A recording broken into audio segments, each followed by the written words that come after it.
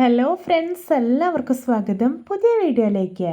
ഇന്ന് ഞാൻ വന്നിട്ടുള്ളത് നല്ലൊരു നാടൻ പലഹാരമായിട്ടാണ്.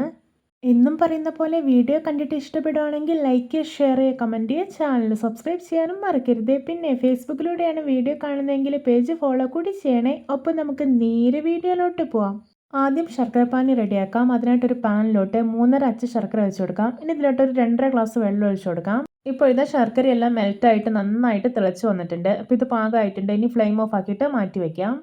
ഞാനിവിടെ ഈ ഒരു ഗ്ലാസ്സിൽ 1 ഗ്ലാസ് പച്ചരി 5 മണിക്കൂർ സോക്ക് ചെയ്തെടുത്തിട്ടുണ്ട്. ഇനി ഇത് മുഴുവനായിട്ട് മിക്സർ ഒരു വലിയ ജാറിലേക്ക് ഇട്ടുകൊടുക്കാം. ഇനി ഇതിലോട്ട് ചേർക്കാൻ പോകുന്നത് നേന്ത്രപ്പഴമാണ്. ഞാനിവിടെ ഒരു വലിയ നേന്ത്രപ്പഴവും 1ന്റെ പകുതിയാണ് എടുത്തിട്ടുള്ളത്. ഇതൊന്ന് വട്ടത്തിൽ മുറിച്ചെടുത്തിട്ടുള്ളതാണ്. ഇത് കൂടി ജാറിലേക്ക് ഇട്ടുകൊടുക്കാം. ഇനി നല്ലൊരു ഫ്ലേവറിന് വേണ്ടിയിട്ട് 4 ഏലയ്ക്ക് തൊലി കളഞ്ഞ് ഇട്ടുകൊടുക്കുന്നുണ്ട്. ഇനി തേങ്ങാപ്പാൽ ഒഴിച്ചു കൊടുക്കാം. ഞാനിവിടെ 1.5 ഗ്ലാസ് ഒന്നാം പാലാണ് എടുത്തിട്ടുള്ളത്. ഇതുകൂടി ഒഴിച്ചിട്ട് നല്ല സ്മൂത്ത് ആയിട്ടൊന്ന് അരച്ചെടുത്തിട്ടുണ്ട്. ഇനി ഇത് മാറ്റി വയ്ക്കാം. ഞാനിവിടെ ഒരു കടായി അടുപ്പത്ത് വെച്ചിട്ടുണ്ട്. ഇതിലോട്ട് 2 ടേബിൾ സ്പൂൺ നെയ്യ് ഒഴിച്ചു കൊടുക്കാം. ഇനി ഇതിലോട്ട് കുറച്ച് തേങ്ങാക്കൊത്ത് ഇട്ട് കൊടുക്കാം. എന്നിട്ടൊന്ന് ഫ്രൈ ചെയ്തെടുക്കാം. ഇപ്പോൾ ഇത് പാകമായിട്ടുണ്ട്. ഇനി ഇതൊരു പ്ലേറ്റിലോട്ട് കോരി മാറ്റി വയ്ക്കാം.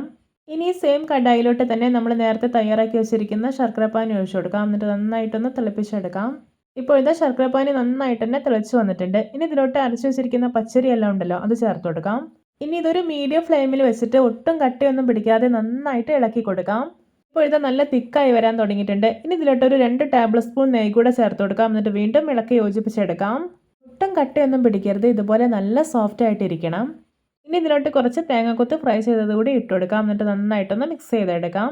ഇപ്പോൾ ഇത് പാകമായിട്ടുണ്ട്. കണ്ടോ, നല്ല ഡബിൾ സോഫ്റ്റ് ആയിട്ടാണ് ഇരിക്കുന്നത്. ഇനി ഫ്ലെയിം ഓഫ് ആക്കാം. ഇനി ഇത് സെറ്റ് ചെയ്തെടുക്കാൻ വേണ്ടിയിട്ട് ഞാനിവിടെ ഒരു സ്റ്റീലിൻ്റെ ബൗളാണ് എടുത്തിട്ടുള്ളത്. ഈ ബൗളിൽ ഞാനൊരു വാഴയില വെച്ച് കൊടുത്തിട്ടുണ്ട്. ഇനി ഇതിൻ്റെ മേലേക്ക് കുറച്ച് തേങ്ങാക്കൊത്ത് കൂടി ഇട്ട് കൊടുക്കാം. ഇനി തയ്യാറാക്കി വെച്ചിരിക്കുന്ന സ്നാക്കിൻ്റെ മിക്സ് ഉണ്ടല്ലോ, അത് ചൂടോടെ തന്നെ ഇതിലേക്ക് ഇട്ട് കൊടുക്കാം. ഇനി ഇതിൻ്റെ മേലെ ഒരു സ്പാച്ചുലയോ സ്പൂണോ ഉപയോഗിച്ചിട്ടൊന്ന് ലെവൽ ചെയ്ത് കൊടുക്കാം. ഇനി ഇതിൻ്റെ മേലെ കുറച്ച് തേങ്ങാക്കൊത്ത് കൂടെ വിതറി കൊടുക്കുന്നുണ്ട്. എന്നിട്ടൊന്ന് ലെവൽ ചെയ്തെടുക്കുകയാണ്. ഇനി ഇത് ബേക്ക് ചെയ്തെടുക്കാം. അതിനായിട്ട് ഞാനിവിടെ ഒരു പഴയ കടായി അടുപ്പത്ത് വെച്ചിട്ടുണ്ട്. ഇതിലേക്ക് ഒരു അലുമിനിയത്തിൻ്റെ തട്ടുകൂടി വെച്ചെടുക്കാം. ശേഷം ഈ ഒരു ബൗൾ ഇതിലേക്ക് ഇറക്കി വെച്ച് കൊടുക്കാം. എന്നിട്ട് അടച്ചു വയ്ക്കാം. ഇനി ഇതൊരു മീഡിയം ഫ്ലെയിമിൽ വെച്ചിട്ട് 20 മിനിറ്റ്സ് ആണ് ബേക്ക് ചെയ്തെടുക്കേണ്ടത്. ഇപ്പോൾ ഇത് 20 മിനിറ്റ്സ് ആയിട്ടുണ്ട്. നമുക്ക് തുറന്നു നോക്കാം. നോക്കിയാൽ നമ്മുടെ രുചികരമായിട്ടുള്ള നാടൻ പലഹാരം ഒരൊപ്പം ഇവിടെ പെർഫെക്റ്റ് ആയിട്ട് റെഡി ആയിട്ടുണ്ട്. കണ്ടോ? ഇനി ഇതിൻ്റെ ചൂടൊക്കെ നന്നായി പോയതിന് ശേഷം മാത്രം ഇത് മുറിച്ച് നോക്കാവുന്നതാണ്. നിങ്ങൾക്കിത് കാണുമ്പോൾ തന്നെ മനസ്സിലാവുന്നുണ്ടാവും. നല്ല സോഫ്റ്റ് ആയിട്ടാണ് ഇരിക്കുന്നത്. വളരെ ടേസ്റ്റിയാണ് കഴിക്കാൻ. അപ്പോൾ എല്ലാവർക്കും എൻ്റെ നാടൻ പലഹാരം ഒരൊപ്പം റെസിപ്പി ഇഷ്ടപ്പെട്ടെന്ന് വിചാരിക്കുന്നു. ഇഷ്ടപ്പെട്ടാൽ സപ്പോർട്ട് ചെയ്യാൻ മറക്കരുത്. അപ്പോൾ ഇതുപോലെയുള്ള വെറൈറ്റി വീഡിയോകളായി നമുക്ക് വീണ്ടും കണ്ടുമുട്ടാം. Okay, bye bye.